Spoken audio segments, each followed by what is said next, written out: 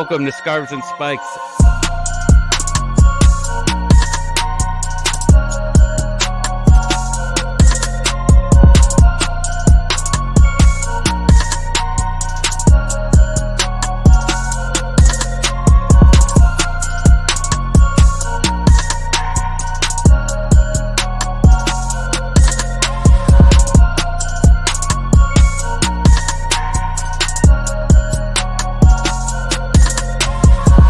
Hello to all the Atlanta United fans. My name is Jürgen Damm, and you are watching Scarves and Spike, an Atlanta United podcast.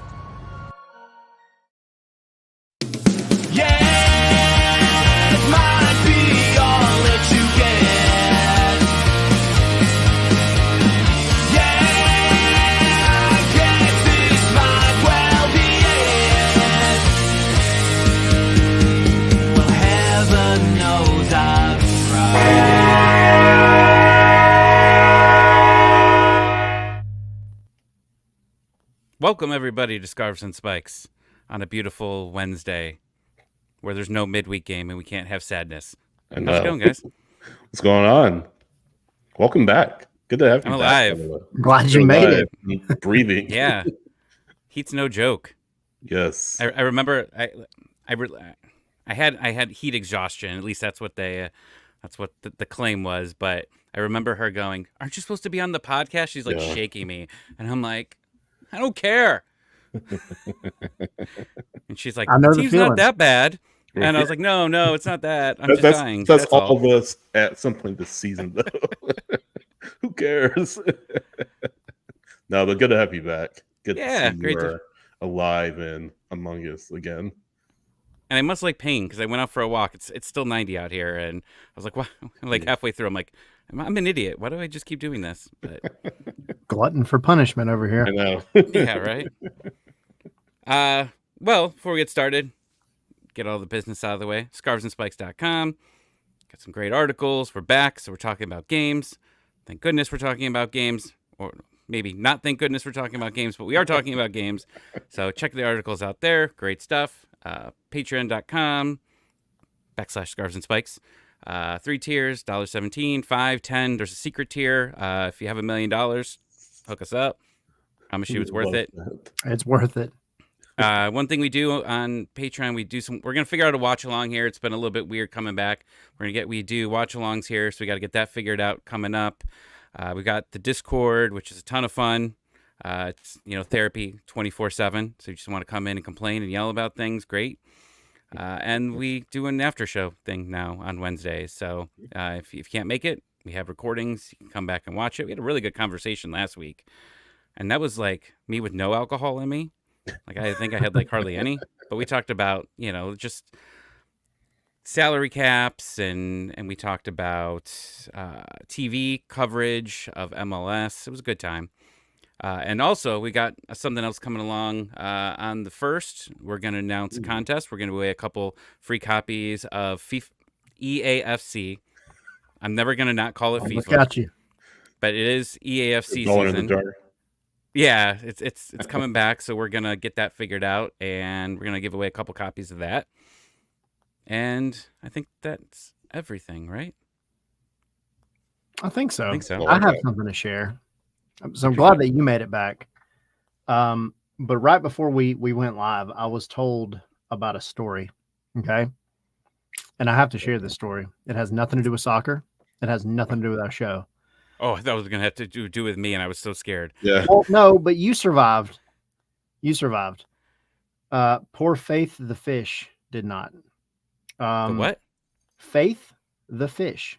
Faith the fish. Obviously, so I've got a kid that's in preschool, right? Yes. And as you do in preschool, you're learning letters and sounds and all that good stuff, right? So you'll have like Adam the alligator, Buzzy the bee, whatever, right? Well, this is a story, a very quick story about Faith the fish. Poor Faith the fish. She's having a really bad day. First, her school left her behind. Then she swam into a dirty diaper someone had thrown in the river. Just when she thought her day was turning around, she bit into the tasty morsel that she saw and found she had been hooked. Poor Faith the fish. Right now, she's frying in the pan. Can you hear the sound she makes cooking? What a crappy story. I bet she'll be tasty, though. Your kid wrote this? F. What a crappy story. That's so That's sad. a legitimate story from a school book for a 4-year-old. Oh, I thought your kid wrote that. Oh, no. That would be a whole different problem. This preschool kid. I was like, man, Sidney, you're a jerk talking about how bad this kid's story is. I meant the tone of it was bad. Not the story itself. Like, that's depressing. It really I thought is. it was your fish, like in your house. Yeah. Oh, no. Yeah, I thought one of the kids' fish died or something like that. No, this was a story written for 4-year-olds. That's depressing. Golly. So pour one out for Faith the fish if you're watching or listening. Never let your kids name like animals. Like our first fish was Nemo McQueen Daddy. That was what my kids named the first one. That's awesome. Of course. Yeah, and then the one of them was Percy Thomas Percy. That was my kid. He could never say like Percy and Thomas. It was Percy Thomas Percy Thomas. Like that was my son. He was just it was a weird thing. Anyways. Anyway. Well, sorry to get off track. No problem. I don't know if you guys talked about Leagues Cup at all. Just a little. I made it back alive. Thankfully. It was right. It was a great time, and I started writing something while I was in the press box, which is weird. I hate writing, but I'm working on something here, and then I passed out and forgot about all of it. But I got more upset watching all the Columbus fans before the game, so happy to be at this final. And then I was looking at the schedule to see like games coming up, and then I saw that the Open Cup semifinals were yesterday. And I'm thinking to myself, man, like, right, they're enjoying finals. They've had semifinals there. I mean, they've enjoyed so much. And I still say it to this day. Like, we just went into that Indy 11 game and thought we'd be able to get by without a couple of our quality starters. And we didn't have an opportunity at possibly getting to a final. And you saw this, and you saw how much trash there was about Leagues Cup, right? And everybody's trashed on Leagues Cup. And the crew, actually, there was talks of them possibly boycotting it, the fans, the supporters groups. Then they came out right before it started. Good thing they came out right before it started, right? And said, we're actually going to be supporting this entire thing. But it felt like MLS Cup. The only difference was there was no LAFC fans there. And I was talking to Fabian about that yesterday, and he's like, for people to fly to LA to Columbus for that game was about $800 for a round trip, which is crazy there. I believe it. But man, like just being able to have that opportunity, right? So as much as people have trash talked this Leagues Cup, a trophy's on the line. That place was packed. It was packed. There were people partying. There was tornadoes in the parking lot. By the way, did you see that video? There was like a little tornado in like the supporters parking lot. It was like this little wind thing going through. No, I didn't it was see knocking that. it was knocking tents over. It was knocking some tents over. My car was like 10 spots away from that. And someone like walked up to me, they're like, "Is this your car?" And before I can even look at it, I was like, "Oh my God, I'm never coming home." Yeah. But no, my car was fine. But like man, I don't care what it is next year. I don't care if it's the US Open Cup. I don't care if it's Leagues Cup. AmFam Cup's gone, so we can't count that one. MLS Cup, Supporter Shield, whatever it is. You got to get far. You got to get to a semifinal. You got to get to a final. You got to give the fans something here, right? And I said this for weeks and weeks before that quarterfinal. Like, you need to take this seriously. You need to get to this because right now, you know, there's teams that are obviously going to have bad seasons. But when you have these middle tournaments, right, the NBA's just jumped on board with their – Sydney, do you even know what that stupid tournament's called? Didn't they just create like NBA Cup? Well, last year it's the in-season tournament. Now it's the NBA Cup. They finally created a creative name for it. Right. And like what, the Lakers won it, right? I don't know. I think so. I think the Lakers won. You're But probably anyways, right. like, they didn't end up, going very far in the actual playoffs, but they were able to get these, this trophy that gets them by. Well, you have multiple opportunities for trophies in this league here, and you should be competing for them, especially when you're going in this tournament. You were going up against very low rated teams, right? I mean, teams that were in lower divisions than you. You should be advancing well, and it was the hardest thing in the world to be able to get past those two teams. The worst 180 minutes. No, because one went to extra, so you had another 210 minutes plus some stoppage, plus some penalties. It should be fun. We got to get somewhere, right? You need to get some good faith back into the stadium, into this fan base next year. So whatever it is, we'll see what happens with US Open Cup if we're even in it, right? I know this year it was like the X amount of teams that didn't make it got in. Let's make Open Cup. They could still win MLS Cup theoretically this year. Oh, theoretically. Read the room, buddy. Read the room. No, I get your point, man. It's tough. And I said this before. This team talks about, we want to win trophies. We want to compete for trophies and all of that. It just seems so hollow and rehearsed right now. Like the players have to say it. And I think, they've said it so many times, it just becomes very rote and just very robotic, And this team hasn't competed for trophies in a while. Like, it just hasn't happened. And a club with this standing can't, and you see Indy 11 playing still in the US Open Cup. You can't crash out to teams like that. You can't go to Charleston Battery and have to win a penalty shootout to advance. I mean, you can't lose to Santos Laguna, one of the worst teams in the league at NBA Keys.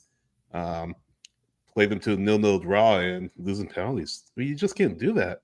And the fans have every right to be frustrated. And we kind of just rather look at Columbus, say it must be nice. I mean, Columbus, they're much farther along in the last couple of years than Atlanta United has been. And you hope Miranchuk works out. You hope these next two DPs that are brought in works out. And you hope, again, this team can get back to what it was. It's just, you look, as a Buffalo Bills fan, I saw teams just be good year after year after year. And, tell myself, hey, I wanted that for the Bills. And finally, I got it. I mean, they haven't got it over the hump yet, but finally got it. They're at least one of the top teams in the league year in, year out. You just need that final push. Atlanta United are, well behind the 8 ball. And you need players to get yourself back to a point where you need to be, but you also need a head coach. And that's why this head coach hiring is so important. We threw out some names, Tyler, you and I, on Monday. And some of those names may be more realistic than others. But whoever you bring in has to be able to bring this team back together, has to be able to fit this team's culture. Don't get married to a big name, Get married to, or consider a name that could come out of the second division. I heard Ben Pierman being brought up. Has won everywhere he's been. Around Memphis. Got Charleston a penalty shootout away from winning the USL championship last season. Maybe a guy like that, Danny Cruz, Louisville, sustained success in the second division. Like, don't be afraid to go outside the box, but at the same time, make sure the guy you're hiring is the correct fit for your team and can get you back to where you were. And that's, I know we kind of disagree just a little bit, but just get a winner. Get a winner. Get somebody who knows how to manage. But yeah, it is frustrating. And again, the hope is that the team gets there sooner rather than later. Yeah. I mean, the thing is, it really doesn't matter who you bring in. Whoever you bring in, you just got to. It matters. Right. It matters. But it doesn't matter if it's a big name, small name, whatever. It's just got to be somebody that's going to make it different. Right. And I think the pill is going to be hard to swallow for a lot of fans if it is a not so big name, a name that they don't know a lot about, right? Because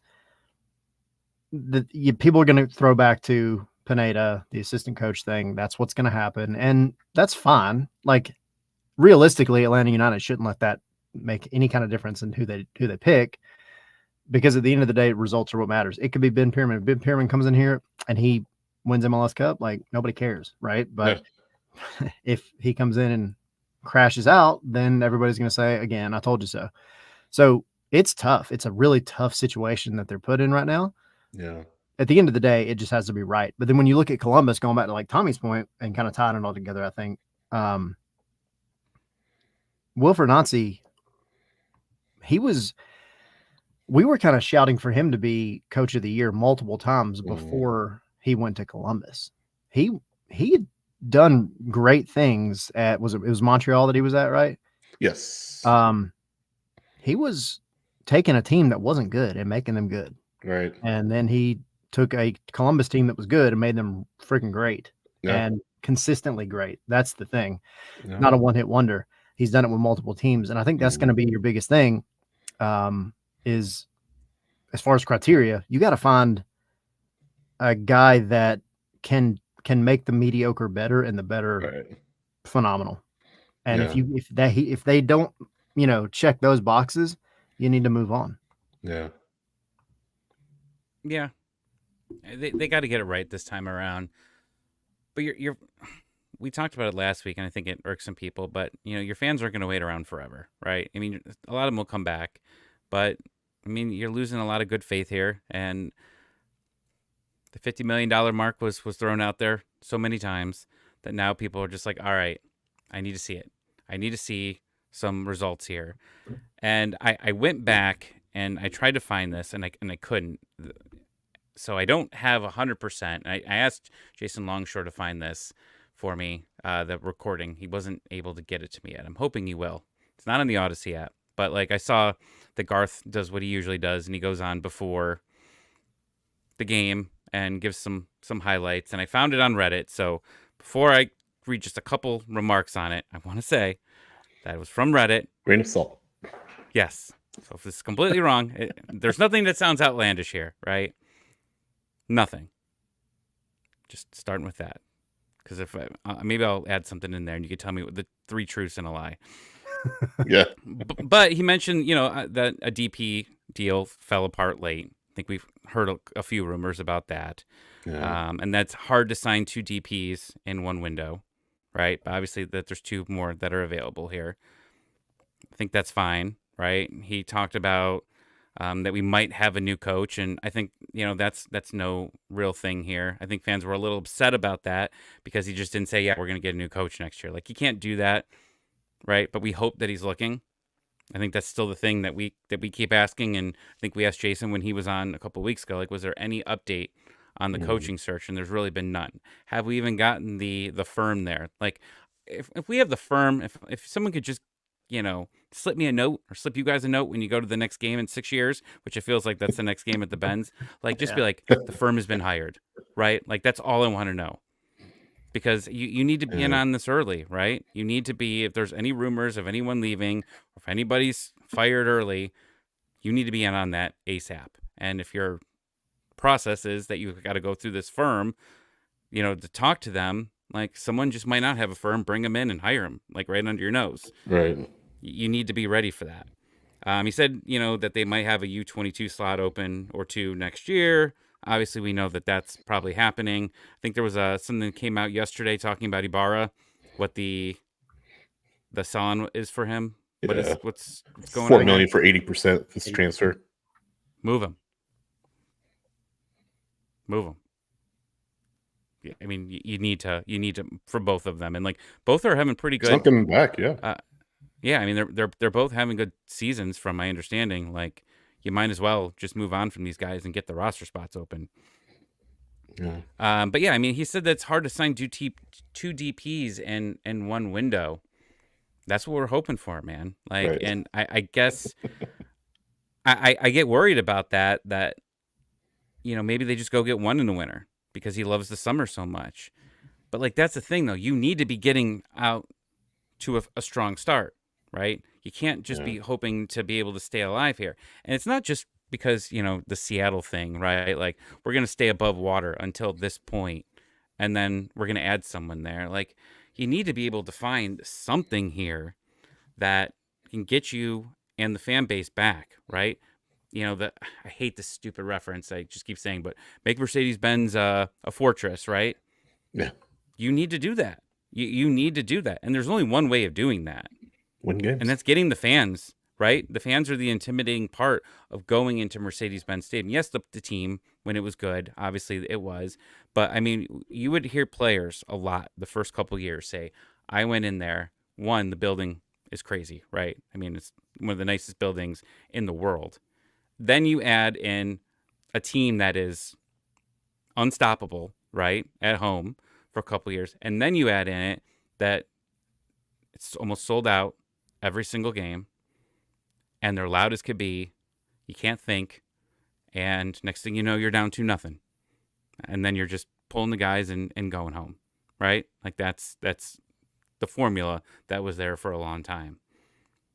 And you guys could talk about it. I mean, it seems like, at least when I hear it on TV, it's just a different atmosphere than it was before. It's not a library. I think that the supporters group still does a good job. But I mean, around everywhere else, just seems very quiet. Yeah. Everyone used to be like so fired up about this team in the stands, and like you said, it's not been completely quiet, but it's the buzz is gone. Like the just the noise has been sucked out. I guess is the best way to put it. The supporters, like you said, do their job, but outside of that, I mean, if you're a casual fan, I guess I use the term loosely. If you're a casual fan, what reason do you have to follow this team right now? And I don't really think you do. Look at the teams, their standings, barely in the playoff picture.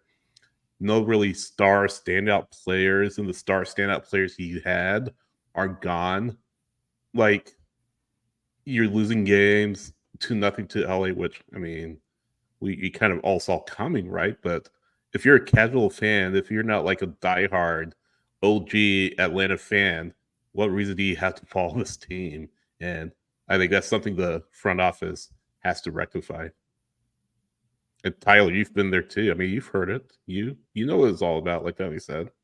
Like, we've gone to the stadium, and like 30 minutes out, it's like nobody there. It used to not be that way. So yeah, and again, this is like all depressing talk here, but I mean, it's just sorry reality. to bring it down. No, I mean that's why we're all here talking about it. Is that you need. I don't want them starting off slow, and they've got a very hard task on here, and we've talked about it for a while now. But the task at hand is that you are probably going to have a very, very large part of your roster gone at the end of this year, right? Some of the guys are already aren't here, like Ibarra and Sosa, but you're going to have some player contracts that are gone. You could probably move on from some people as well. So that's obviously, I mean, it's not just move on from, a couple guys. I mean, you've got all these spots becoming available. You've got DP slots open. Like Brad very well could be gone. We've talked about others, Abram, Ronald Hernandez, all these players. Like, it's not just replacing DPs, it's replacing U22s. It's just general roster spaces. And then the hard part here is then you got to bring in a manager to bring it all together. And 2 months? Hopefully, right, 2 months. Like, hopefully you get a lot of these guys in early, that you're not doing late business. And it seems like Atlanta United's been a little bit better with that, trying to get the guys in time to, be ready for, the preseason. But that's something that you need to do, right? You got to get it in. You got to get these guys in. You need to get the manager. And I'm sorry, like at this point, I keep saying it, like I like Rob, but I put it at a less than a 2% chance that Rob's here next year. Like it's just becoming more and more apparent that you just need something new. Like you need the reboot totally of this franchise. And it's been everywhere else, right? It's been everywhere. The front office is mostly changed, except Carlos. I mean, everything's changed over there. Your roster's changing over. You're probably going to have a new captain next year. I mean, Brad Guzan, I mean, it's all new here, and it's exciting, but it's also scary. And I understand why the fan base is so scared, because they've seen them try to reboot this team for a while, right? Even before Garth Lagerwey came in, right? We're going to get younger, right? We're going to get younger. That's going to work. That didn't work. We missed the playoffs. Now we're going to try and get a couple guys in here. That didn't work. We're going to try and bring in a young manager. That didn't work. I want to feel it again. I think we all do. Yeah. I think I don't have any other feeling about the off season other than excitement, because yes, there is a very real, I don't want to say real possibility. There is a possibility that you go into this off season, make a bunch of moves, TAM, U22, DP, all of it, and they come out next year and they just don't play well. However, there has not been a better time in Atlanta's history, barring when they first got started, for them to build a roster that is one cohesive unit. And I look at it in this fan fiction kind of way, to where maybe this summer transfer window was just kind of the appetizer, and the winter, and maybe to a degree the next summer, will be the main course, and you get some things done. You get, you got 9 guys that could be off the roster just automatically come the off season, and only 2 of them would be 2 that I would say 100% you keep, and those 2 are Jay Fortune and Efrain Morales, for a variety of reasons. Yeah. Youth, they've played well, the cap hit is minimal, all of it. The other 7, I mean, I'm sorry, but you need to find a way to rebuild. I'll say one more, maybe Daniel Rios, only because he's proven he can score as a backup striker. Yeah, not as a starter. Yeah. You have to take advantage of everything you have in this offseason. And it should be exciting, because there's really no point in dreading it, because it can't get any worse. Look, you can go next year and freaking win the wooden spoon. It doesn't matter. If you're not winning trophies, you're not winning trophies, right? And for Atlanta, like you said, Tommy, or like you said, Sydney, with, it kind of feels like empty at this point. It keeps being mentioned, but it's not coming to fruition, and it doesn't seem to be getting any better. They have to come out and prove that that's what they're actually trying to do. Players, coach, whoever, front office, the whole 9 yards. And if you come out next year and you stink, then, I mean, you're really in the same boat you are right now.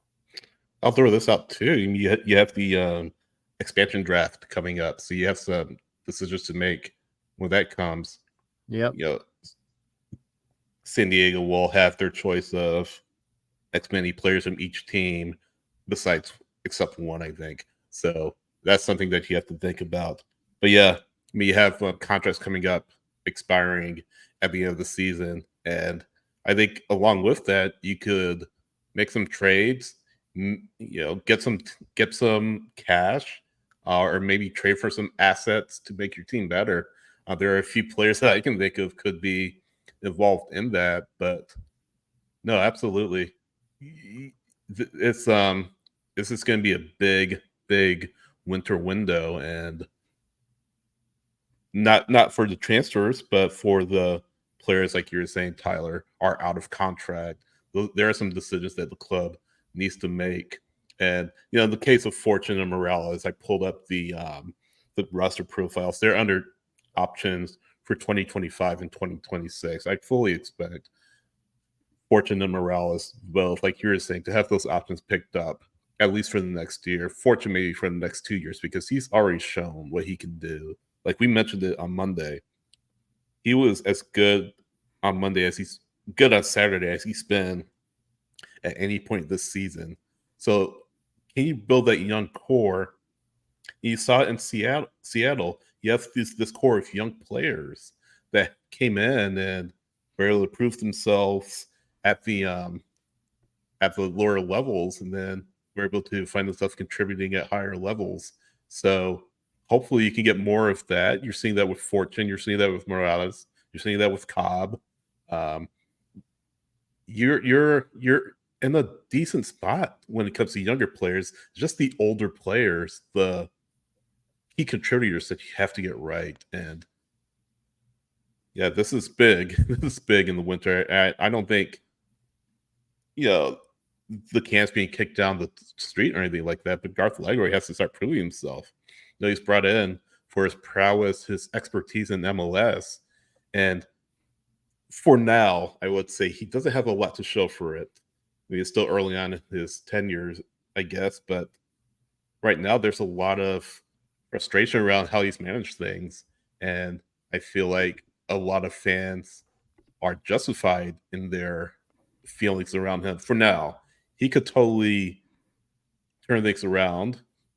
That's still on the table, but I feel like fans have every right to be frustrated with them at this point in time. We mentioned the 50 million part. Wonder if that was a mistake. I wonder if he shouldn't have said that. But the numbers. Like even if he doesn't say it, that it's there, right? It's not. Yeah, but he was he just publicizing throws it out there, right? I mean, and if it wasn't him, then it would have been the we would have talked about it. We would have came up with that number, or MLS Extra Time. I listened to them. I mean, they brought it up. They talk about it. Like, yeah, I mean, it's there, right? It's a real number. And that's, people are afraid that Garth's, he's never had this much money to deal with before, right? He's always kind of shopped at the medium stores, right? He instead of going to Walmart, he's shopping at Kohl's, but he could go to Saks right now, right? Like that's the type of thing that you have there. And it's like, okay, well, now he's got a real thing here. And then when he talks about like we have to be careful with the money and all of that, people are going, you just got $50 million. Don't talk to me about having to be careful.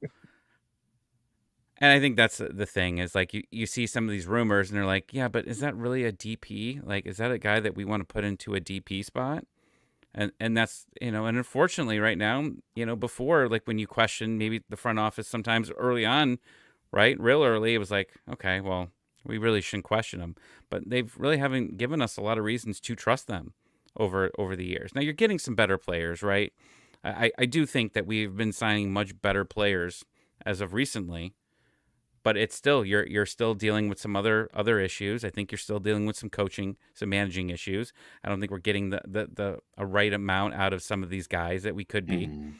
I mean, we still have the issues of Tristan Mayumba struggling. Since he came in, Silva, which Zilk brought in, saying maybe he gets selected by San Diego in the expansion draft. Like you have all these different guys here. It's like, are they good? Do they just need better managing? I don't know. Yeah. I'll say this really quick. It's an interesting conundrum because what was it, a year and a half ago? Everybody was talking like, can't believe we spent $12 million on Luis Araujo. I can't believe we spent, this much money on so-and-so, Penny Martinez, whoever, name a person. And now that you've got a guy in there who is very, very much a stickler with money, which isn't a bad thing. The conversation is kind of reversed. However, I will say for a team that has the resources, take the $50 million out of it. A team that has the resources of Atlanta United, at some point you need to swing that stick a little bit. The money's there. Arthur Blank is going to support this team.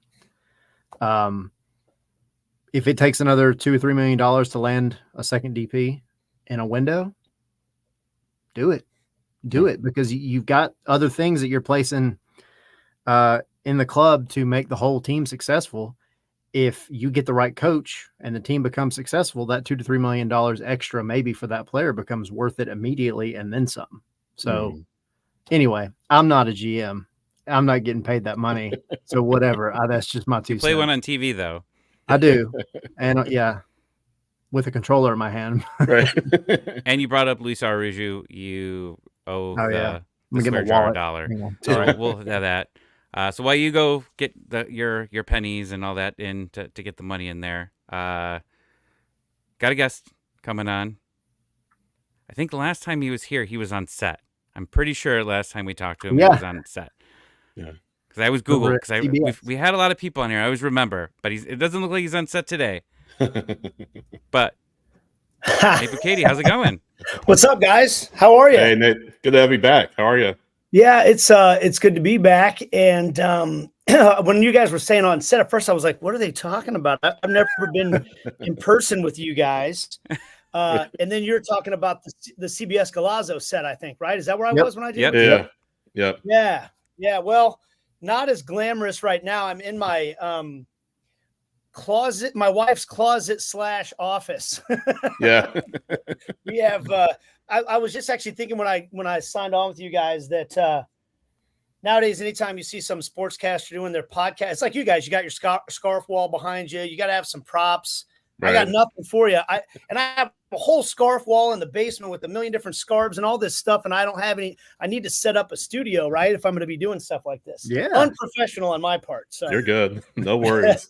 I got to ask you real quick. You're a Kansas City guy, and I think we talked about this last time. I'm a Bills fan. You're a Kansas City guy. Yeah. Kansas City, the Chiefs three-peat this season, or what do you think? I mean, if you ask anybody in town, they think it's just a foregone conclusion, right? Like they just, they're sure it's going to happen. I mean, I'll say this, when you have Patrick Mahomes and Andy Reid, I've learned over the years here that it's foolish to bet against them. Last year when they started having some real struggles around Christmas time, and it looked like there was no way that was the Super Bowl team. And then Patrick Mahomes started being Patrick Mahomes again in the playoffs. So I wouldn't bet against it, but they'd be the first team ever to do it. So it'd be crazy if they did. Yeah. You have the power of Taylor Swift behind you. I believe in you. I mean, it's something else, guys. This town, you guys are used to music moguls, which, by the way, I don't want to direct the conversation, but it leads me in another direction. We're not used to music. The last real, golden era of music in Kansas City was the 1950s, which was the Kansas City jazz era. And people like Charlie Parker were from here. You guys are obviously living in a golden era of music in Atlanta that, for me, as a very diehard old school hip hop fan, my understanding of Dirty South rap began with Outkast, the original, ATLians. And, for me, they're the GOATs, but that's because I'm old too. And I know there's been a million artists from Atlanta come from that. So your new guy, I saw he said, I want to come to Atlanta because of hip hop. And I was like, that's my guy right there. Like, I respect a guy that respects the histories of one of the true great rap hotbeds in America, I will say, if anybody ever says that Outkast isn't on their Mount Rushmore of Atlanta musicians, rappers, whatever, they're wrong. I don't care how old or young they are. I mean, Outkast is the GOATs. They're my 100%. Top five. They're like, whenever you play the game top five, like name your top five hip hop artists. Outkast, my top five changes every time depending on what day you ask me.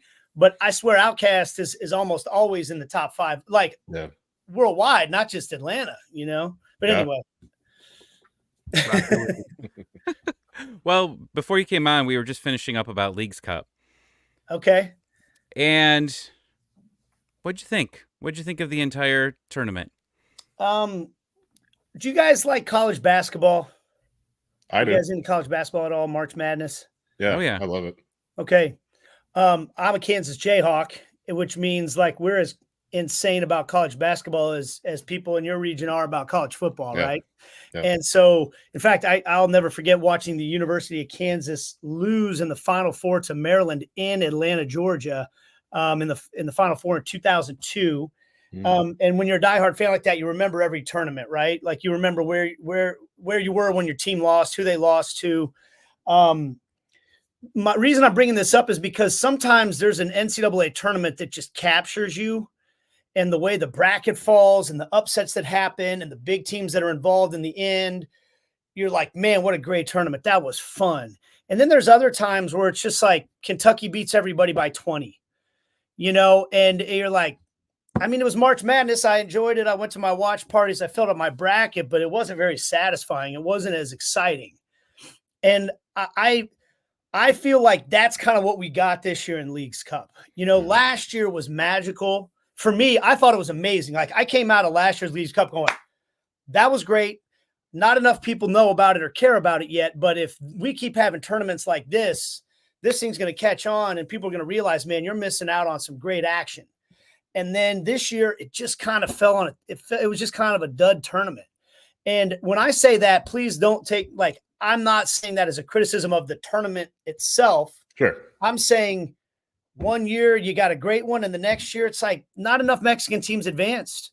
We need that. Like, we need them to show up. We need them to have good games. I did the Cruz Azul Orlando City game, and I was stoked for that game because Orlando City was playing well. Cruz Azul was at the top of Liga MX at the time, and they'd spent money, as you guys know, one of your guys. And I was like, okay, this is Leagues Cup. This is what it's about. And even before the game, the Cruz Azul fans that were there, I mean, you should have seen them freaking out, having a chance to take pictures with a couple of the players when they came out early. We went to interview them, and I was taking selfies. I was taking people's cameras out of the stands and taking pictures with them. And it's like they met a god, right? And so I'm all like, this is great. This is what it's about. And then the game was just scoreless draw. Cruz Azul never looked dangerous. They never looked like this really exciting, creative team that I'd been studying up on. And Orlando City kind of looked like the old Orlando City that just can't break anybody down. And then went to penalties and they lost. And I just was like, that just kind of embodied the tournament to me in some ways. I don't know what, if it was just a year where the brackets, that happens sometimes, right? The brackets turn out wrong, or the teams aren't in the right places that they need to be, or some good teams have bad performances. I'm giving you a really long answer, aren't I? I'm sorry. But I think about this a lot because I want this tournament to be a success. I'm not going to make any bones about it. I work and rep this league. I want this league to thrive.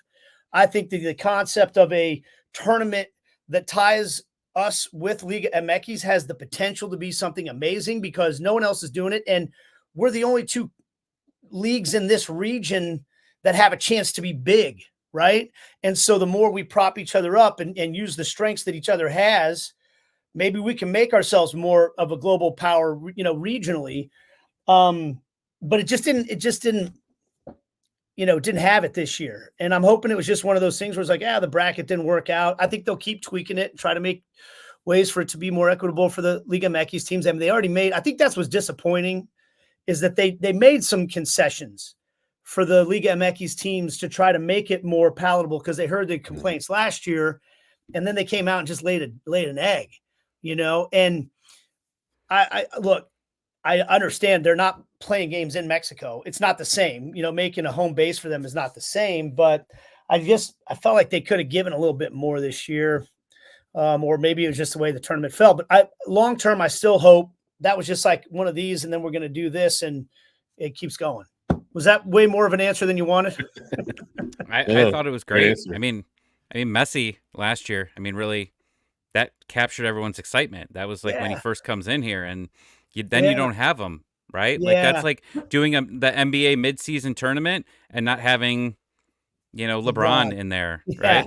But I would say this too, the tournament last year I didn't do any of the Messi games. I did a game every night because I was doing the games for Fox at that time. And that was kind of crazy because you're prepping for a Liga MX team in 24 hours over and over and over again.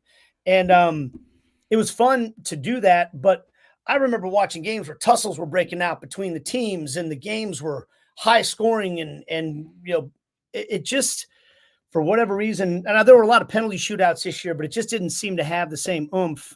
Even without Messi. Messi obviously makes it go to a whole different level. This is another point I would make. So last night, Sporting Kansas City played in the semifinals of the U.S. Open Cup. Yeah. And I hear a lot of people complaining about the U.S. Open Cup versus this. And I see the look on your face, so I'm going to be interested to hear. You might either want to kick me off the show or you'll appreciate where I'm coming from on this. It should have been Atlanta. Yeah. It should have been Atlanta. Yeah. Okay. A little salty about it. Sorry to bring that up. Amazingly, guys, if LA wins tonight, Sporting Kansas City, who are almost, they're the longest of long shots to even make the playoffs, will be in the CONCACAF Champions Cup next year without even winning the U.S. Open Cup. So look, I come from a place where they love the U.S. Open Cup. Sporting Kansas City, if they would win it this year, they would tie for the most ever, I think. Yeah. I know it'd be the most MLS team ever. And so they care a lot about it. It's been a huge part of the success of the rebrand of the club. That was the first trophy they won. The fans, sell out when it gets deep into the tournament. And I went there last night, and the crowd wasn't going to be great. It ended up being a 2-hour rain delay, and my family and I had to go home because I had the kids, and it was school night, and we left at like 9. Finally, I left at 9 o'clock, and they hadn't even started the game yet. But the crowd wasn't going to be great. And I don't know how much of that was the weather, but I hear a lot of people saying, look, I want the US Open Cup to continue, and I want MLS teams to be involved for the record. But when I hear people, basically saying like you should boycott the League's Cup because we should support US Open Cup, how many places are really turning out for the US Open Cup? I mean, Kansas City is one of the better markets for the US Open Cup, and they start to turn out when it gets to the late rounds, and right. Even then, like this was a semifinal last night, and I don't think it was going to be a great crowd. And so I guess my point to that, I hear a lot of people saying stuff like, well, it's a made up tournament. Well, every tournament was made up at some point in time. I mean, pro sports were invented to make money, like that's every competition that we have. Now, do we want to have the argument that soccer has too many of them? Show me the league where there's not too many competitions. I think it's a global talking point, but I don't think that MLS is like unique in that they're trying to, have competitions and grow the game. So sorry, they even more for you. Oh, you're good. That was great. Yeah. No, so you guys disagree with me? I mean, I'm interested in your thoughts. You guys think I'm wrong about any of that? I've kind of been in the school of, why not both? Why can't, the players will push back because it's more matches, right? The Players Association won't like it, and the CBA won't come up until a few years from now. But I feel like that'll be a big part of it. Like, how many matches do you expect us to play? Leagues Cup, US Open Cup, US MLS regular season, postseason, preseason. Club World Cup, preseason, Club World Cup. If you Miami's flying all over the world preseason to play games. Yeah, so I think that'll be a big part of the CBA and a big part of the Players Association's talking points. Like, hey, if you want us to play in all these tournaments, you either got to pay us more, or B, got to find a way to expand these rosters so we have more players, we have better quality players, so we can compete at the highest levels of the sport. I think that's the thing, keep growing the rosters is big. I mean, have you guys seen the stat on how many games Real Madrid might play this year? I have not. I want to say it's something like 70. Yeah, I was going to say like 68 or 70. It's like an insane number, and you're like, well, I mean, now nobody feels sorry for Real Madrid, but I think we could even see it. Like, to me, as an Arsenal fan, last year, Manchester City, Arsenal, Liverpool all looked tired at the end of the season, right? Yeah. Like the coaches were all talking about it, and nobody wants to hear Pep griping about it either, right? But it's just kind of a reality, and but I hear you, and that's something that the whole world of soccer probably has to keep dealing with. And, the Columbus Crew are going to deal with that a lot. Yes, coming down here, all the games they got to make up here, and Campeones Cup, Mm-hmm. and then go into playoffs. Yeah, I think that's part of it too. Is like, obviously, look, I love the Open Cup as well. I'm an Open Cup sicko. I love, especially the earlier rounds with some of the very low division teams. But I almost think it would benefit everybody if Leagues Cup wasn't necessarily just like a 1 month thing. If maybe they could kind of spread it out throughout the season as well.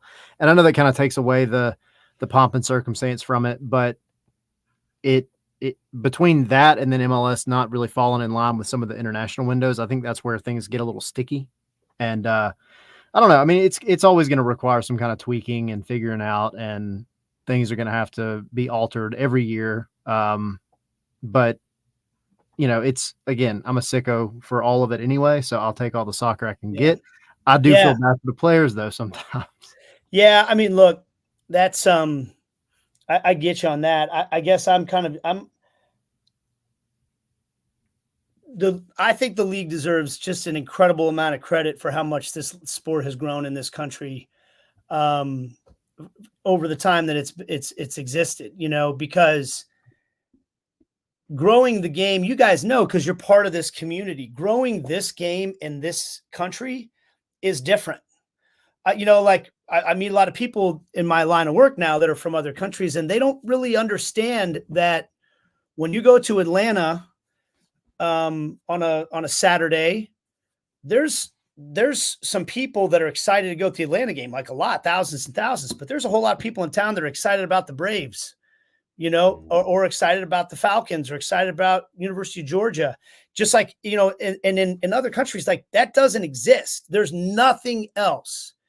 And it's the biggest honor of a lifetime to be associated in any way as a fan, as an usher, as whatever, to go to those games.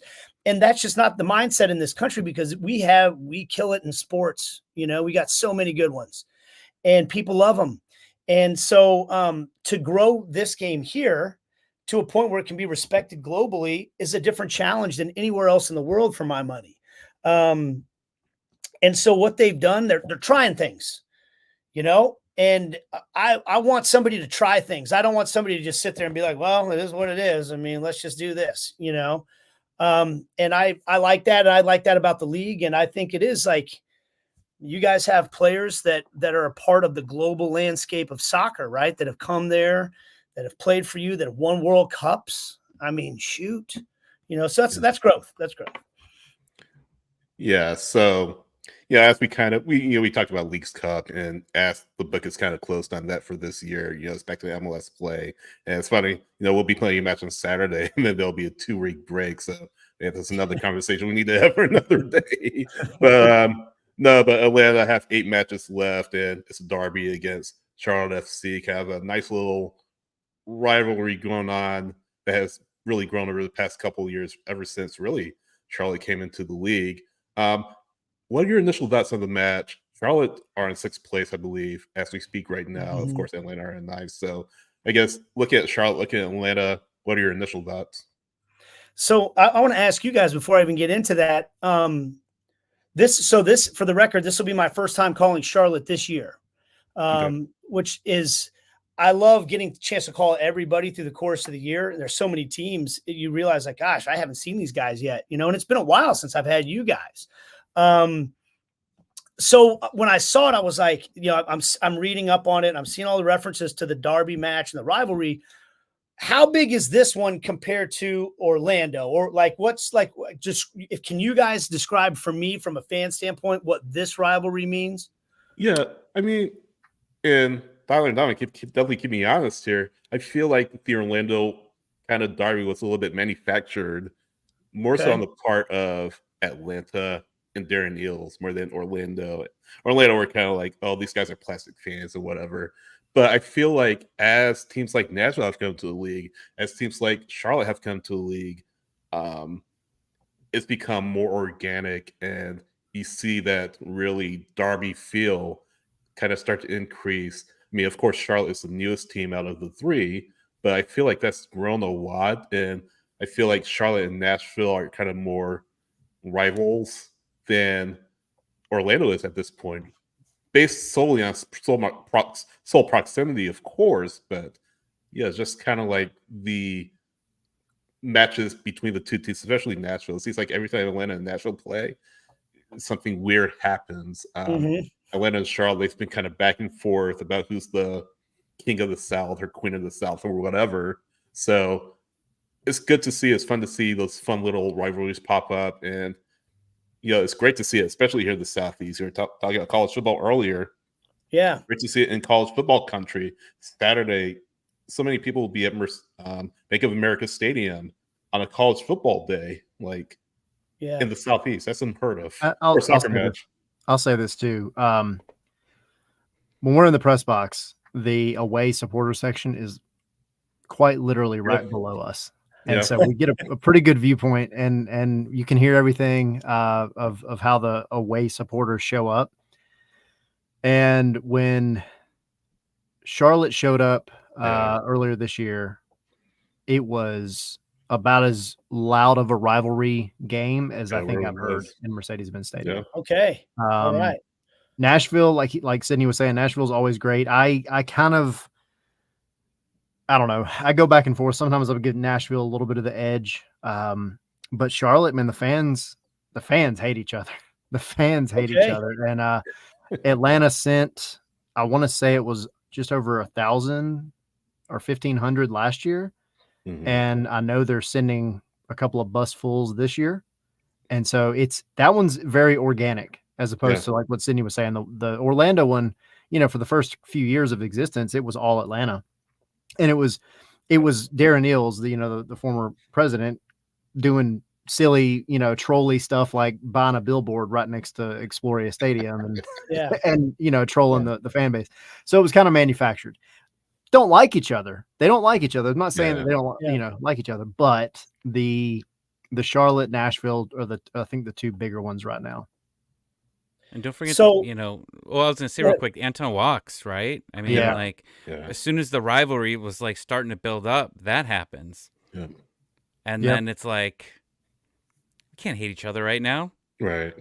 Right? Yeah, like this is like us coming together here. Like, so that you can't forget about that into this rivalry here, because there's also that huge sign of respect amongst these two teams of a great player and a great guy. It's a respect, like a hatred that's based on respect, though, like not you know what I mean? Like sometimes you hate, like you hate your brother, but you respect your brother type of thing.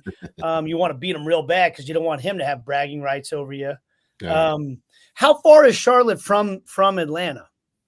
Like 3.5 hours. It's right up Interstate 85. Yeah. Oh, wow. I did not realize it was that close. I Midwest brain. And so I've been to North Carolina. I had an uncle who used to work out in Eastern North Carolina, like out by the coast.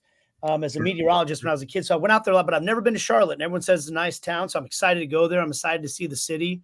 When it comes to the matchup, I look at Charlotte, like I'm still digging into my prep on them. So I've kind of, the last couple of days has been like the 30,000 foot view stuff. And then today's just been kind of going through the roster and plugging in all the numbers, but getting caught up on everything and the moves they've made. But to me, like the 30,000 foot view is, you guys tell me if you feel differently. The easiest way to take a losing team and become decent is to make yourself hard to beat. Don't give up silly goals. Be sound defensively. What you saw with Nashville, right? Like that's how Nashville built their thing. Let's make ourselves very organized. We don't have to have the greatest players in the world. We just have to have responsible dudes that are organized and don't give up any silly goals. And then we got a playmaker, two, we nick a set piece. We're going to be in every game. We're going to get enough results that we'll be a playoff team. And it seems to me kind of like that's what Dean Smith did, because that Charlotte team gave up a lot of goals last year. And this year they are rock solid defensively, right? And that's why they don't play a ton of high scoring games. I know they played one with you guys, but in general, I feel like their number one priority when Dean Smith got there was let's make ourselves hard to beat. And now they're trying to add some pieces to get that other part. Okay, now let's develop some attack. And obviously they added Tim Ream, which to me is like we were already, good defensively. That isn't good enough. We're going to get even better. Mm-hmm. So that's kind of what I look at there. And then I've been listening to you guys. I know my read on you guys is a team that, look, I think you got a chance to fight for the playoffs. And I think it matters from this standpoint. I think a lot of what you're doing right now is about the future, right? You sold big pieces. You built up a war chest. And as I was logging on and listening to your guys' conversation about this, what they should do, how they should spend the money, I think you have the right people in place who have shown with their track record that they know how to build MLS Cup type winning teams. And they have very specific targets for the kind of DPs they're going to go get. And I think that sometimes we have the mistake, like when you're on the outside and you look at it, you go, they got all this money to spend. There's a transfer window. Why didn't they spend it? But as you've probably heard GMs in the past or, technical directors or managers say, look, you don't get like $15 million dumped in your lap and then you go to Target and go on a shopping spree. Yeah. If the guy that you really want's not available until the summer, you wait You wait until the summer because you sign somebody. I'm sorry, I meant the winter. I beg your pardon, but you wait till the winter.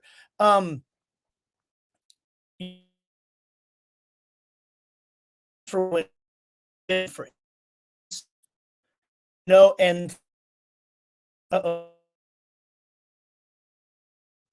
You're having a little connection issue with Nate, I think. So see if he comes back. The closets never have good reception ever. This happened last week.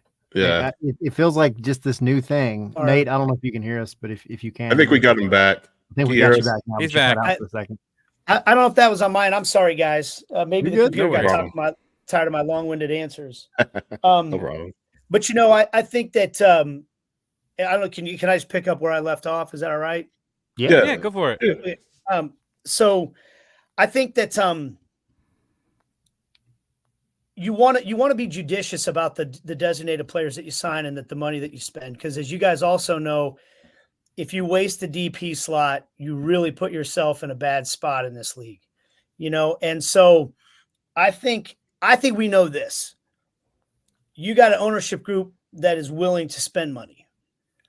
You have money to spend. That money's going to be spent, and if I'm in your shoes right now, I'm more interested in the long-term benefit than can they bring somebody in this summer, that could help us for the last 8 games of a season that I think I've heard you guys talk. A lot of this is about what is the future? Which of these young players that we look at should be a part of this going forward? And now I think from that standpoint, that makes it kind of cool that you have a chance to fight for something, to get into the playoffs. Let's see what some of these guys are made of. How do they fit when there's pressure on to win and try to get to the postseason? So from that standpoint, I actually do think the playoff race is a compelling one for Atlanta right now. And I think this is a good test, Yeah. So then to kind of piggyback on that, and you mentioned him earlier, our new hip hop lover, Alexei Miranchuk. Yeah. But as the sole DP that came in this summer window, he came in, 65th, 70th minute against LA Galaxy. LA Galaxy had a plan going into that. They knew the moment he stepped on the pitch, they were going to have to adjust and kind of mark him out of the game. But he still got some touches, and the touches that he did have, they were pretty crisp. He had one really good look on goal that hit the woodwork. He had a couple of really good passes. But what was your overall view in the very small sample size that we have of Atlanta's new DP? Yeah, I hesitate to make too many broad conclusions with a short period of time like that. As you said, I was impressed with his strength. I guess I didn't know that he was going to be as strong as he was, sturdy, I guess you could say. Yeah. I thought he clearly has an imagination. He sees the game. He was trying things that maybe his teammates weren't ready for, I felt like. And I think some of that is that part of when you play with the guy for a while, you start to anticipate those passes, and those actions. And that's what I'm kind of talking about. One of the tough parts about summer acquisitions, really, you get a few training sessions together and then it's like, here you go, you're out there, then you look at Busquets and Messi and Suarez, and they know what they're doing all the time. I mean, they have mind, whatever you call it, mind melding or whatever. So I think some of that is it could get better as they play together. Some of it might be need some quality around him, but I think that's going to be for a guy I'm just spitballing, but like a Jay Fortune, someone like that, if he gets to play with him some, how much does that help grow his game? If all of a sudden he's playing with the guy that sees the game that way and reads things and is expecting him to be places, then all of a sudden, you guys want to know a stupid story? I don't know. And if I'm going too long, just tell me to wrap these stories up. Oh, you're good. You're all good. This is good stuff. So you guys know Benny Failhaber, the number 10. Yeah. He just went up in the Sporting Kansas City Wall of Honor, played in the World Cup. He was like my favorite number 10 in the league when I was a fan. And then when I became the play-by-play guy for Sporting, we became friends because of my job. And I was just like, I can't believe this, and now he's the coach of the 2 team. He played on my over 30 league team for a couple of seasons after he retired. And he finally quit because he was so tired of how terrible we were, like it just drove him nuts. And I would play the 6 and he would play the 10. And I was a mediocre high school soccer player. Like I was never coached at a high level or anything, And so Benny's out there screaming at me to get there and be there. And I should have seen this and I should have been here and I should have anticipated that. And it's like doing a coaching clinic or like a cooking lesson with Gordon Ramsay yelling at you the whole time. And you're like, it's kind of intimidating, but it's also kind of amazing that this guy's yelling at me. Like, I can't believe I'm even out here with him. But you want to know how much soccer I learned? You know what I mean? Like just all of a sudden, like, God, I wish I would have had a coach like this when I was younger to make me aware of all these things that are happening and to anticipate things a little bit quicker and turn my brain on a little bit more.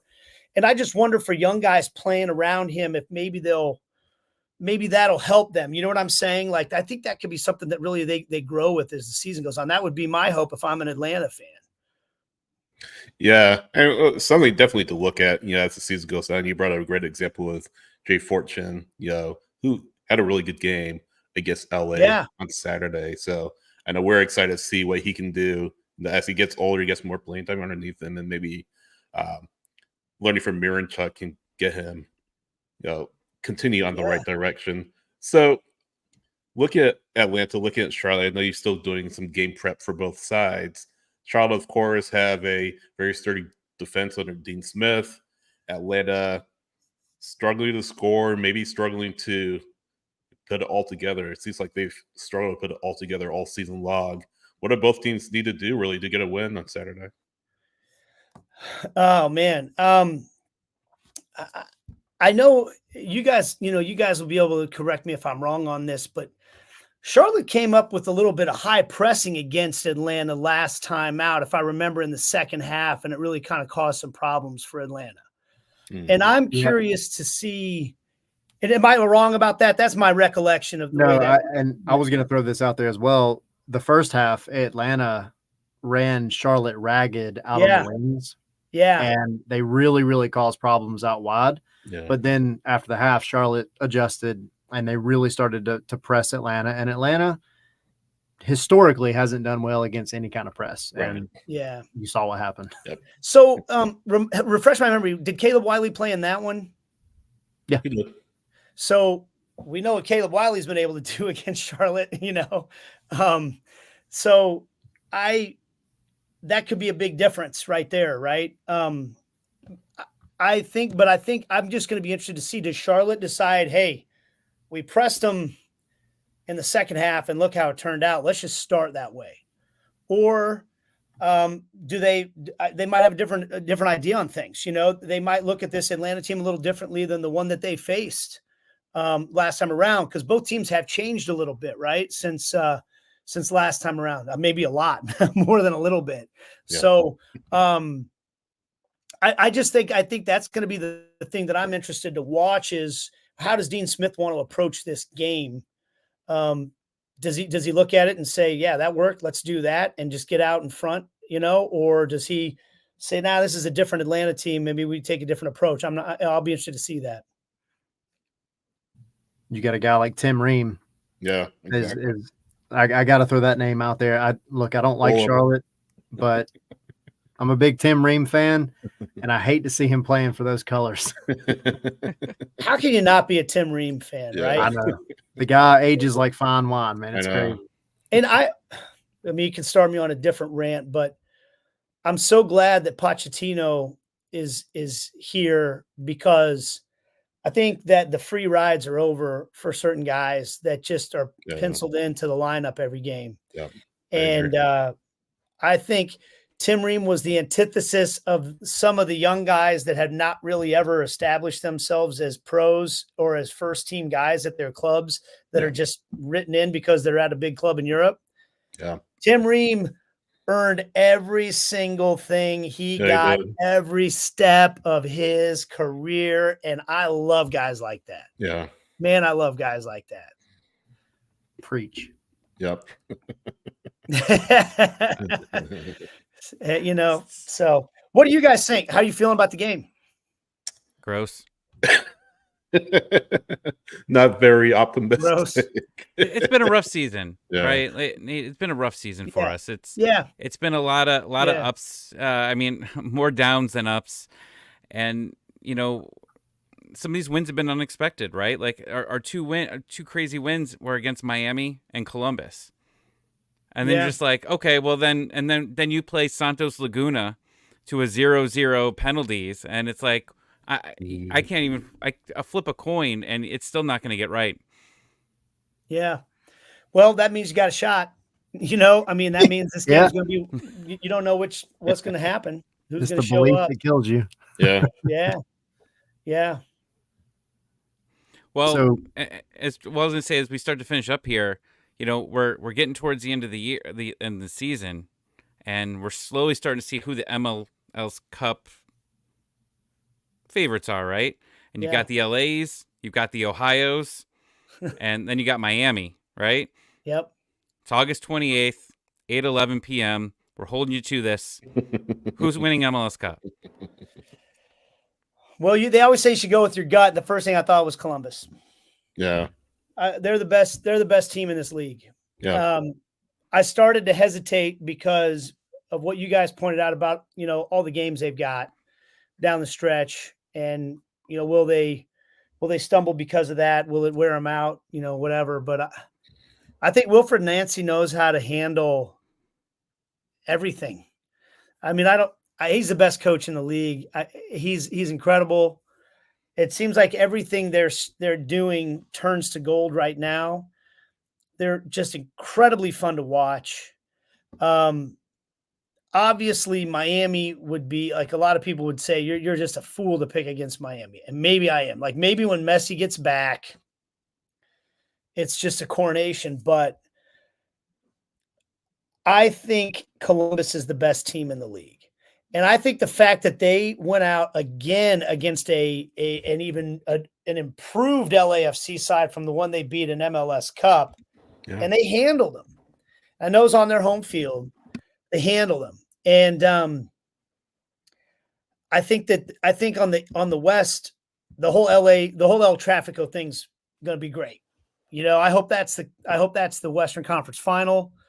I think, Real Salt Lake might have something to say about it, but right now, and I'm a Midwestern guy, like, I don't always root for just the big market teams, but the teams that are there right now, I want to see those two teams play each other. Yeah. If you take them out of the market, and obviously it's not about markets with Columbus, I want to see Columbus play anybody. Yeah. Because they're just, they are, for me, like, they are an advertisement for our league to the world. Like, for all the things we want to gripe about with struggles in American soccer, to kind of go back to our original point, I give you Columbus Crew. Like, what other leagues in the world have a team from a market like that with the story that they have that's just playing the best version of the game? Right. And I dare anybody that's a soccer snob to watch them play and not go, hey, that's actually pretty impressive. That's fun to watch. Yep. That's pretty soccer. I mean, like if you're like a restaurant critic and you went to their restaurant, you'd be like, that's well done. So anyway, maybe I'm rooting for it too, but I think they're going to win. There's a very real possibility that both conference finals, you're going to have a Hell is Real and an El Tráfico. Oh, my word. That would be something, wouldn't it? I mean, what a juxtaposition. But I'll tell you what, Cincinnati's got to figure some things out. I really thought they were going to be flying, and I don't know what's going on there. They got to figure something out. Maybe they will after, going down the stretch, but we'll see. Yeah. Well, Nate, we appreciate it. Yeah. Hey, thank you guys. This was fun, as always. Yeah, thanks for coming back on. Really appreciate it. Welcome anytime, man. Yep. Anytime. I love talking about the game, as you can tell. It's hard to hey, that's what we're here for. Yeah, exactly. Yeah. Exactly. Well, good luck to KC, I guess, and the Open Cup. It still should have been us, but whatever. I get it. Yeah. Well, thank you guys. Have a good one, and reach out anytime, okay? Appreciate it. Have a Have good a call good on one. Saturday. All right, see ya. Thanks See you, bud. again. We'll see you soon. Good stuff. Yeah. So I think I agree with them, like, about Columbus. Like I said on Monday, I said numerous times, don't bet against the Crew. I mean, they were Downfall of Atlanta last year. subterfuge away from winning Champions Cup this year. So, I like mean, that. if they packed their lunches, they might have won. Yeah. But they didn't pack their lunches, and they trusted. stay away from the food. Stay away from the hotel catering next year. Yeah. All right. Darn water, man. It'll get you. Yeah. Montezuma's revenge. Yep. So Saturday's a big day, right? Yeah. Multiple reasons. The real college football starts. And also, I don't know if you guys congratulated it. Georgia Tech. That was a crazy win on Saturday. So congratulations if you're a Georgia Tech fan. Great. Or a Florida State hater. True. Shout out to John Nelson, by the way. Hope he's doing well. Oh, you missed But it. yeah, real college football starts. I mean, like it's week 1 technically here, so obviously that's a big thing. Georgia's starting. I don't know who Georgia's even playing. Clemson at Mercedes-Benz at the Benz. Oh, okay, yeah, that's a crazy game. You know, it's always weird that Georgia gets the neutral site games, and then it's at Mercedes-Benz Stadium. Oregon was one of that as well. But yeah, I mean, you got college football. That was the last time Oregon played at the Benz, by the way. Yeah, I know. That was Dan Lanning's first game. We'll see who's talking at the end of the year, jerk. And then obviously you've got Atlanta and Charlotte. Yeah. How do you think this goes down? What's your prediction? I mean, I don't think that point that I made about, it's a Saturday afternoon or Saturday night, Bank of America Stadium in the heart of ACC country, ACC football country, home of the ACC championship game.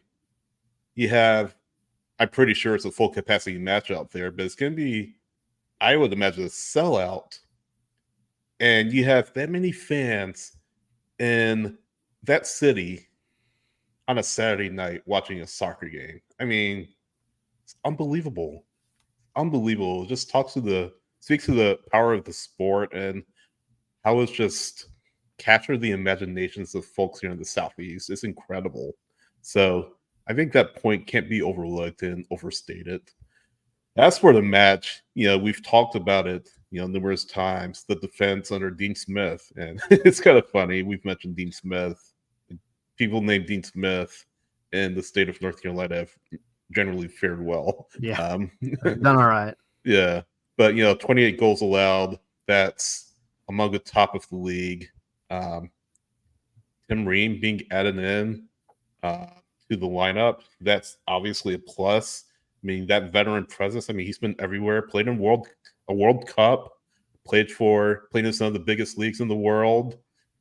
MLSsoccer.com, Charlie Boehm did an interview with Zoran Cornetta, their technical director, saying, look, we want to go places, and they're shooting high. Maybe their owner, Tepper, is a lot meddlesome. So you got to deal with that. But, he, to his credit, he wants big things. And, frankly, it hasn't always turned out for Charlotte FC and really the Carolina Panthers. But he demands so much. I think if he can get out of the way and let the soccer people do their jobs, I think Charlotte FC will be much better. And by extension, I think Panthers will be much better if he lets the football guys do their jobs. But kind of bringing it back to the question about Saturday. I forgot what the question was. Yeah. How do we feel about the match? But yeah, I think it'll be a low scoring affair. I don't see goals in this at all. I mean, Atlanta in and of itself can't really score. It's Charlotte. I mean, they aren't known for their goal scoring prowess themselves, to be honest with you. So I think it'll be very low scoring. Their leading scorer is Agmayang with 7 goals. You have Abada, or Vargas, I should say, with 5. Leo Abada, their DP, 4 goals. Tavares with 3. And then you don't have a lot of scoring, to be honest. You don't have a lot of that lethal attack. And maybe that's something that Charlotte needs, or it's looking to get to really push them over the top. Which is But why this game is going to be like 3-2. Yeah, exactly. Exactly. Watch it be like a shootout or something. But yeah, I don't think it'll be high scoring at all. I think Atlanta will be fortunate to get out with a draw. I think it'll be a 1-1 draw. I just don't see many goals being scored. There'll be chances, I'm sure, but I don't see many goals. So 1-1 for me. I think Does Miranchuk start? Yeah, I think he starts. But okay. I think it'll be 1-1. I think he is involved in the goal, in the Atlanta's goal, I should say. And yeah, they come back home with a pretty well-deserved point, I think. And then they have to wait 2 weeks for the next game. Thanks, FIFA.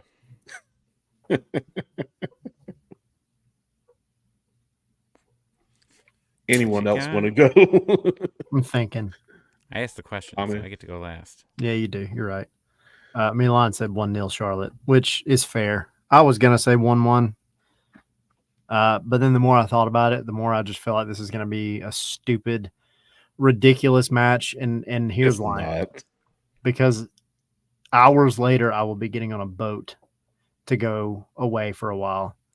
And therefore, our spaces can't be long that night. So it's going to be jubilation and happiness after Atlanta wins 3-2. It's not going to be 3-2. Just go something more realistic. Like no, I'm tired of being realistic. I'm dreaming at this point. I was the optimist, then I was the realist. Now I'm dreaming. All right. I'm pulling up how many times Charlotte has scored at least three goals in a match. No, Atlanta's winning. Don't ever do that with Atlanta sports. Don't you ever do that. You ever be like, oh, you know what? I mean, they're up 28-3 here. Oh, they're up the series 3-1. Yeah, no, exactly. Then what happens? I get it. Then what happens? Disaster. I understand. 3-2 Atlanta. Tommy? I had to go back in my sheet to see, because we did some predictions here to see how many points that they were going to get. And I have Atlanta getting 0 points. Good spoiler coming up. I do have them beating Nashville and Miami at home. Oh, okay. But this one, I think it's going to be 2-0 Charlotte. Screw you guys. Well, hold on. Let me just go back to our numbers here to just make sure. What did you say? You said there was going to be a draw, right? Yeah, you both actually said it was going to be a draw. Me? Yeah. Oh, when we did the numbers? Yeah, you said it was going to be a draw. Yeah, I don't know what I said. I threw darts. I'm keeping you honest through this. I got my spreadsheet. I'm checking it twice. I'm checking it 4 times. Bruno putting in, but we are back. What do you mean? Man, the comment just keeps burying itself, right? It keeps burying, and I got to go back here and make sure. You know, before the game, I'm mentally preparing myself before it, and I don't listen always to the pre-show. But I got to go back and I got to start listening to what Garth says before these games here, because I think it's really important to hear that. And I wish, and I told Jason they should be posting that. I think he thought that they posted it, and they didn't. But I would love to start hearing that a little bit more of what he says, because you know there's a lot of just general sports talk, right? Like we're giving Rob every chance to do his thing here, but also there are tidbits in there, right? There are little parts in there that you can get to see, like, okay, like, you know, it was very small, but, you know, he talked about, you know, possibly using the U22 spots for homegrowns, right? I mean, being able to, you know, re-up them and put them in there. And it's like, okay, well, that's something small there, but, like, it can't go. It slid by a lot of fans. Like, a lot of people didn't know about it, that was actually brought up there. I also struggle to understand the strategy behind that. I do, as well. I guess because you can make a little bit more money off the U22. I just think at this point, like, you have two, because you could go the Miami route and go get 2 U22s that fit that mold of like the Thiago Almadas and the Barcos of the world, right? Like you can use that possibly, and then you still have your DP spots to fill. I don't know why you would want to use them on homegrowns necessarily. Whatever. Maybe it's just one. Maybe it's just one of the 3. But anyway, real quick before we go, the Garth Lagerway interview with Jason and then Demetrios, that is available to listen to. So, guys, definitely check that out. I mean, I'm sure the three of us will, and definitely will let you know our thoughts on it as we listen. So, quick shout out. Maybe we talk about that next week. Yeah. Quick shout before we go. Awesome. Well, we're gonna go off and do our after show thing on Patreon. So if you're on there, come hang out with us. It's interesting. Got to say a swear word once or twice on there. Keep it. But yeah, we could say it once. Yeah, but yeah. We again, we've got the EAFC thing coming up here this weekend. We're trying to figure out how it's going to go, but we're going to try and bring some positivity into the community while doing it. So just prepare to post something positive on there. But we'll confirm that over. It's Labor Day weekend, right? Yeah. I always go back and forth. So if you don't come to Spaces, have a good Labor Day weekend. Have a good 3-day weekend. Enjoy it. And if Atlanta United does not win or does not get the result that you want, don't let it ruin your Sunday. Don't let it ruin your Monday. Just come back 2 weeks after that because they can't hurt you for 2 weeks. Right. 2 weeks, they won't be able to hurt you after You're that. safe. Yeah. You're in a safe space. And then again, after show, right after we get done here. So patreon.com/Scarves and Spikes if you're not a patron. Support us over there. But awesome. Well, it's been fun, guys. It has indeed. Tyler, enjoy your vacation. I will. Very much. I might not come home. I don't know. Please. I might go see Yakimakis when I'm down there. You're gonna hit up Mexico City? Are you down there? I don't know if I'm going to go. You let us know. Kick a ball in his general direction. It might hit his hamstring. You said it. We didn't. Boom, ACL. All right, thanks everyone. See ya. Peace. Nothing fun to say in this one. Scream.